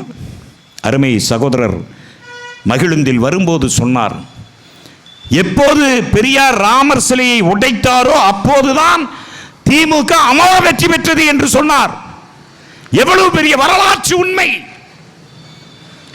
இன்றைக்கு பெரியாரே எனக்கு மண்ணுதான் என்று ஒருவன் பேசுகிறான் என்றால் அவனையும் நாம் விட்டு வைத்திருக்கிறோம் என்றால் நாம் விடுதலை புலிகளை பற்றி பேசுவதற்கு அருகதையற்றவர்கள். உண்மையா பொய்யா? எப்படி நாம் அனுமதித்தோம்? ஆகவே என் தோழர்களே, இரண்டு விஷயத்தை இந்த நிகழ்வில் நாம் உரையாடுகிறோம். ஒன்று, நம் செயல் திட்டங்களை வேறு வடிவத்திற்கு நாம் மாற்ற வேண்டும். விடுதலை புலிகளைப் போல் இன்னும் அண்ணன் ஆறுசாமி அவர்கள் எப்படி இன்னும் அந்த வெப்பத்தோடு இருக்கிறாரோ, அண்ணன் ராமகிருஷ்ணன் எப்படி அந்த தாகத்தோடு இருக்கிறாரோ, அண்ணன் கொளத்தூர் மணி அண்ணன் எப்படி அந்த தாகத்தோடு இருக்கிறாரோ, அண்ணன் திருமாவளவன் எப்படி அந்த ஈழ தாகத்தோடு இருக்கிறாரோ, அதுபோல் அந்த தாகத்தை மேலும் மேலும் நாம் வளர்த்தி கொள்ள வேண்டும். நீர்த்து போய்விடக்கூடாது. இந்த சித்தாந்தங்களையும் கோட்பாடுகளையும் விடுதலை புலிகளின் அந்த போராட்ட வரலாறு, அர்ப்பணிப்பான வரலாறுகளை நம் குழந்தைகளுக்கு, நம் பிள்ளைகளுக்கு நாம் சொல்லிக் கொடுத்தாக வேண்டும். காரணம், நம் பிள்ளைகளுக்கு ஏன் நாம் அதை சொல்லிக் கொடுக்க வேண்டும் என்று நான் குறிப்பிடுகிறேன் என்றால், ஈழம் வாங்குவதற்காக அல்ல, இந்த மண்ணில் நீயும் நானும் வாழ்வதற்கு என்பதை புரிந்து கொள்ள வேண்டும். இதுதான் தோழர்களை எதிர்காலம். இன்றைக்கு அவர்களின் மத ரீதியிலான அதிகாரம், நச்சு கரங்கள், கோர பற்களை காட்டி எல்லா முகாந்திரங்களிலும் இன்றைக்கு பரவி கிடக்கிறது. 11 ஆண்டு கால சாதனையாக ஒரு கோவிலை கட்டினோம் என்றுதான் அவர்களால் சொல்ல முடிகிறது. வேறு ஒன்றும் அவர்களால் சொல்ல முடியவில்லை. இன்றைக்கு அவர்கள் எதை தூக்கி பிடிக்க நினைக்கிறார்களோ, அவர்கள் எதை தூக்கி நிறுத்த நினைக்கிறார்களோ, எதை இந்த மண்ணில் நிறுவ நினைக்கிறார்களோ, அந்த சித்தாந்தங்களுக்கும் கோட்பாடுகளுக்கும் நேர் எதிராக இருப்பது திராவிட கருத்தியல் மட்டுமே. இன்றைக்கும் அந்த திராவிட கருத்தியல் உயிரோடு இருப்பது நம் மண்ணில் மட்டுமே. பீகாரில் அவர்களால் எளிதில் வெற்றி பெற முடிகிறது, ஹரியானாவில் வெற்றி பெற முடிகிறது. தமிழ் மண்ணில் அவர்கள் திணறுகிறார்கள் என்றால் அந்த திணறலுக்கு காரணம் பெரியாரின் கோட்பாடு என்பதை மறந்து போய்விடக் கூடாது. இன்றைக்கு தமிழ் தேசியம் என்கிற பெயரில் நம்மை எதிர்க்கிறார்கள். மதவாதிகள் பகிரங்கமாக எதிர்க்கிறார்கள். வல்லாதிக்கத்தின் பல திட்டங்கள் நம்மை குறிவைத்து காய் நகர்த்துகிறது. இவ்வளவு நெருக்கடிகளிலும் நம்மை கேடயமாக நின்று பாதுகாப்பது தந்தை பெரியாரின் கோட்பாடு ஒன்று மட்டுமே. தந்தை பெரியாரும் புரட்சியாளர் அண்ணல் அம்பேத்கர் அவர்களும் வகுத்து கொடுத்த அந்த கொள்கைகள் இன்றைக்கு நம்மை பாதுகாத்துக் கொண்டிருக்கிறது. இன்றைக்கு அவர்களால் தொட முடியாத ஒரு இரும்பு கோட்டை எதுவென்றால் அம்பேத்கரின் அரசமைப்பு சட்டம். அவர்களால் தொட முடியாத கொள்கை கோட்டை எதுவென்றால் அது பெரியார் வகுத்து தந்த கொள்கை கோட்டை. மதவாதிகள் திணறிக் கொண்டிருக்கிறார்கள்.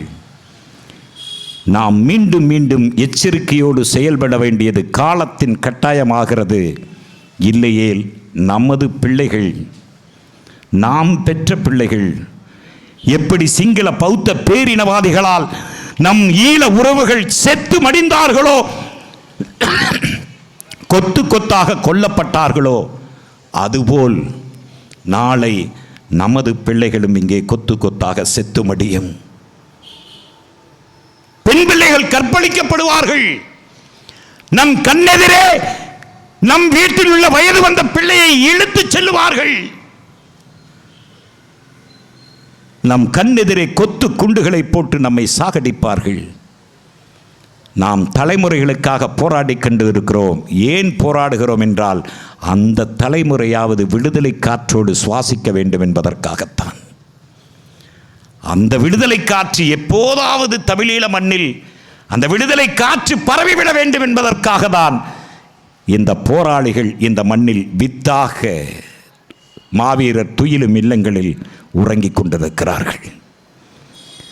அந்த தமிழீழ விடுதலை புலிகளின் வரலாறு, அந்த வீரர்களின் தியாகம், அந்த வீரர்களின் ரத்தம் நமக்கு கொடுக்கும் எச்சரிக்கை, நம் தலைமுறைக்கு கொடுக்கும் எச்சரிக்கை, இந்திய தமிழ்நாட்டிற்கு கொடுக்கும் எச்சரிக்கை. இன்றைக்கு சிங்கள பௌத்த பேரினவாதமும் இந்திய வல்லாதைக்கும் சேர்ந்து கொண்டுதான் அங்கே காய் நகர்த்தி கொண்டிருக்கிறது. என் உறவுகளே, போர் நின்றதற்கு பின்னால், பின்வாங்கியதற்கு பின்னால் முக்கியமான சாலைகள் போடப்பட்டிருக்கிறதே தவிர இன்னும் அந்த கிராமங்கள் படுகொலிகளாகத்தான் இருக்கிறது.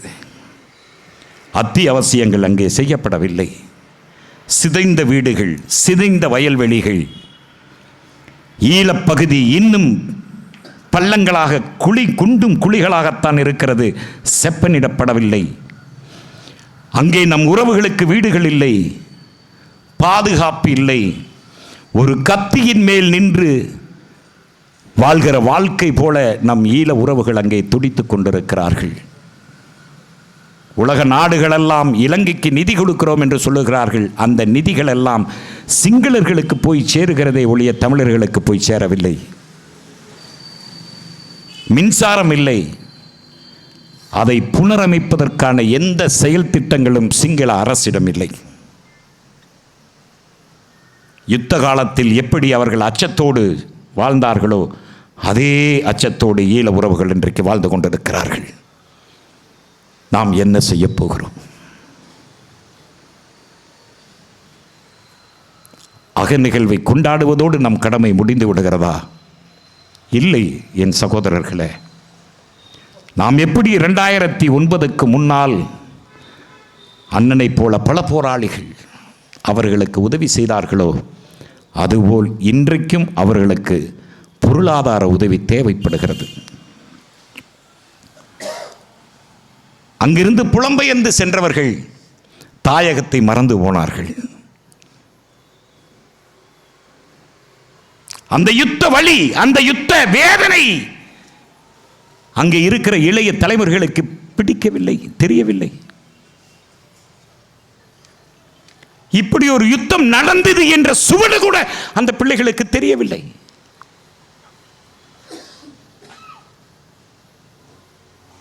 நாமும் அப்படி இருந்து விட்டால், நாமும் அப்படி இந்த கால ஓட்டத்தில் கரைந்து விட்டால், நாமும் அப்படி ஏதோ நடந்தது முடிந்து விட்டது என்ற அந்த இருமாப்போடு, நிறைவடைந்து விட்டது என்கிற அந்த மெத்தனத்தோடு நாம் இருந்து விட்டால், தமிழனுக்கென்று ஒரு நிலம் என்கிற அந்த கோட்பாடு, அந்த சித்தாந்தம், அந்த வாழ்வியல் அர்த்தமற்றதாக மாறிவிடும் என் உறவுகளே. ஆகவே ஒரு தேசிய இனம், தொன்மைத்துவம் கொண்ட ஒரு தேசிய இனம், கலாச்சார மரபுகளை கொண்ட ஒரு இனம், ஆதி மனிதன் தோன்றிய ஒரு இனம், உலக மொழிகளின் தாய்மொழியை பேசுகிற ஒரு இனம், தனக்கென்று ஒரு நாடு வேண்டும் என்று பெரும் குரலோடு ஆயுதம் ஏந்தி போராடிய ஒரு படைதான் விடுதலை புலிகளின் படை. அது பயங்கரவாத அமைப்பு அல்ல, தீவிரவாத இயக்கம் அல்ல. அன்றைக்கு அவர்கள் நடத்திய போராட்டம் இன்றைக்கு தாய் தமிழ்நாட்டில் நமக்கான எச்சரிக்கையாகவும் அமைந்திருக்கிறது.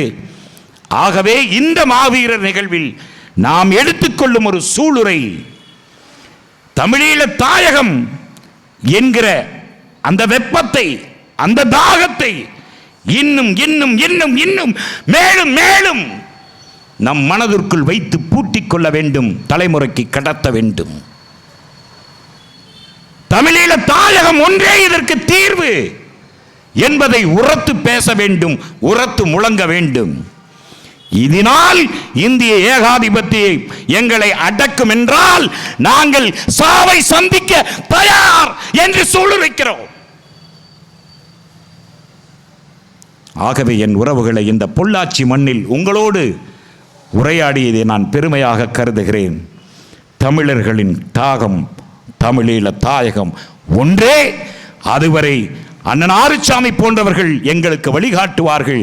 எங்களோடு வாருங்கள், தமிழீழ போராட்டத்தை தொடர்வோம், தமிழீழத்தை வென்று எடுப்போம், நம்மையும் இந்திய ஏகாதிபத்தியத்திடமிருந்து நம் தலைமுறையை பாதுகாப்போம் என்று சூளுரைத்து விடைபெறுகிறேன். நன்றி, வணக்கம்.